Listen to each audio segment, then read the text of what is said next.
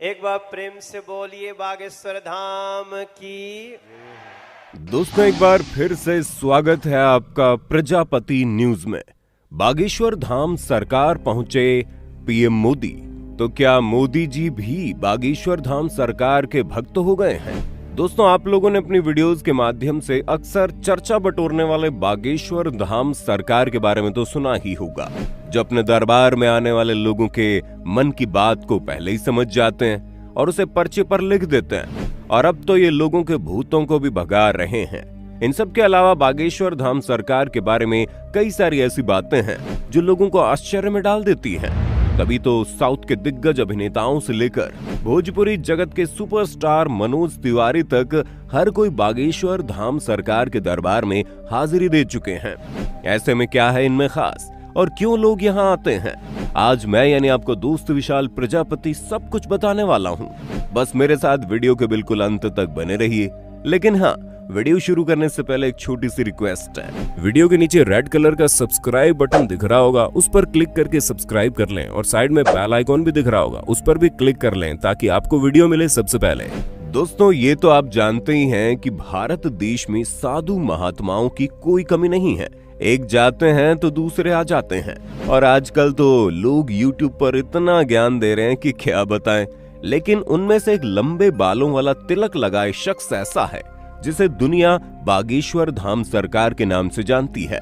खुद को हनुमान जी का परम भक्त कहने वाले ये बाबा लोगों के मन की बात पहले से ही समझ जाते हैं। तभी तो इनकी सारी वीडियोस आए दिन वायरल होती रहती है। लेकिन हैरानी तो तब होती है जब बड़े बड़े फिल्मी सितारे इनके धाम प्रवचन और गीत सुनने पहुंच जाते हैं। फिर चाहे वो मोदी सरकार के सबसे दिग्गज नेताओं में से एक और मशहूर गीतकार मनोज तिवारी हो, या फिर साउथ इंडियन फिल्म इंडस्ट्री के सुपरस्टार सुमन तलवार हो, लेकिन जिन्होंने कई बड़ी बड़ी फिल्मों में काम करके अपने अभिनय का जौहर दिखाया। और अभी कुछ ही समय पहले एक वीडियो जमकर वायरल हो रही है जहां पर ये दिखाया जा रहा है कि अमिताभ बच्चन जी बागेश्वर धाम सरकार के दरबार में बैठकर भजन कीर्तन कर रहे हैं। इतनी कम उम्र में बागेश्वर बाबा का इतना ज्यादा प्रसिद्ध हो जाना कोई मामूली बात नहीं है।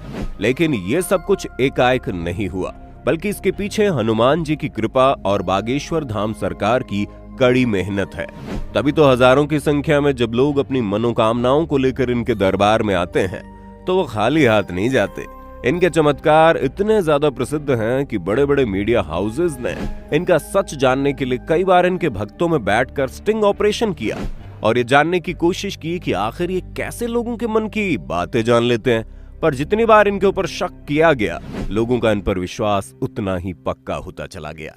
क्योंकि जिस किसी की भी अर्जी लगती है, बागेश्वर बाबा उसे अपने पास बुलाते हैं और उसके मन की बात को जानकर एक पर्चे में लिख देते हैं। जिसके बाद जब भक्त इनके पास पहुंचकर अपनी परेशानी बताता है तो वे देखकर हैरान हो जाता है कि बागेश्वर बाबा ने पहले से ही उसके दुख तकलीफ पर्चे में लिख रखे हैं। इतना ही नहीं, कहा जाता है बागेश्वर बाबा के ऊपर हनुमान जी का आशीर्वाद है, जिसकी वजह से इन्हें दिव्य दृष्टि प्राप्त है, जिसकी सहायता से ये न केवल लोगों के मन की परेशानी जान लेते हैं बल्कि भूत प्रेतों को भी भगाने में बहुत बड़े उस्ताद हैं। पर दोस्तों, ये शुरू से ऐसा नहीं है।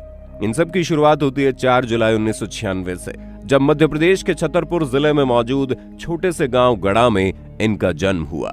बागेश्वर सरकार अपने एक इंटरव्यू के दौरान बताते हैं कि जब वो मात्र 9 साल के थे तब उनका मन बालाजी महाराज की सेवा में लग गया था। इन्हें हनुमान जी की भक्ति और उनके प्रेम के सिवा और कुछ भी नजर नहीं आता था। बागेश्वर महाराज का कहना है कि हनुमान जी की भक्ति और उनकी कड़ी साधना का ये परिणाम है कि उन्हें ऐसी सिद्धियां प्राप्त हुई हैं, जिसकी वजह से वो लोगों की सहायता कर पाते हैं। धीरेन्द्र शास्त्री ने अपनी शुरुआती शिक्षा अपने दादाजी के साथ रहकर प्राप्त की।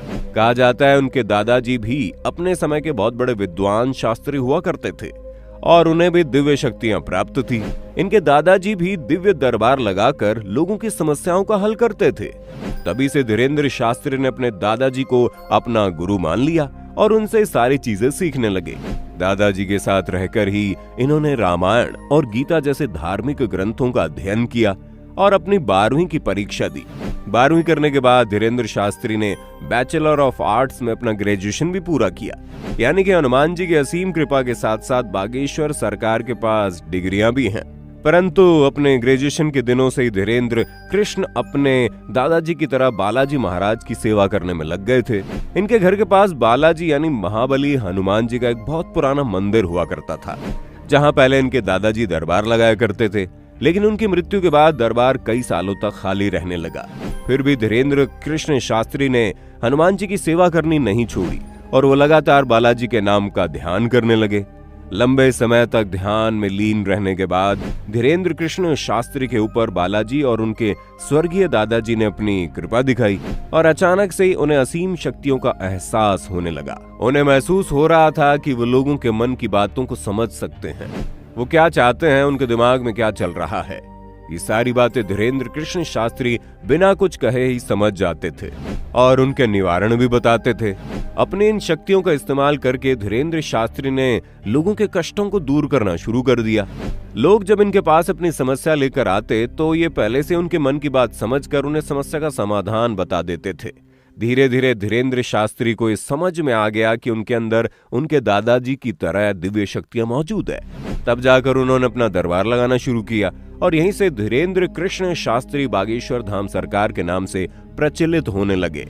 अब दोस्तों, आप चाहे कुछ भी सोचें, लेकिन इतनी छोटी सी उम्र में किसी शख्स का भक्ति के इतने बड़े स्तर को छूना कोई मामूली बात नहीं है। ये सब कुछ चमत्कार की वजह से ही हो सकता है। तभी तो इनके अंदर हनुमान जी द्वारा दी गई असीम शक्तियां मौजूद है, जिनकी सहायता से हर मंगलवार और शनिवार अपना धाम लगाकर भक्तों के दुखों का निवारण करते हैं, जिसमें बड़े बड़े नेता और अभिनेता भी शामिल हो चुके हैं, जो इनके दरबार में आकर सिर झुकाना नहीं भूलते।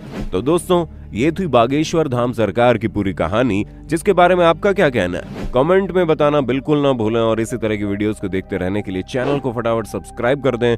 और हाँ, हम फिर मिलेंगे नई वीडियो में, तब तक के लिए जय हिंद जय भारत। दोस्तों, आपकी स्क्रीन पे 2 और वीडियोस दिख रही हैं, जिसे देखने के लिए आप इस स्क्रीन पर क्लिक करें। दोनों देखिएगा, बहुत अच्छी वीडियो बनी है।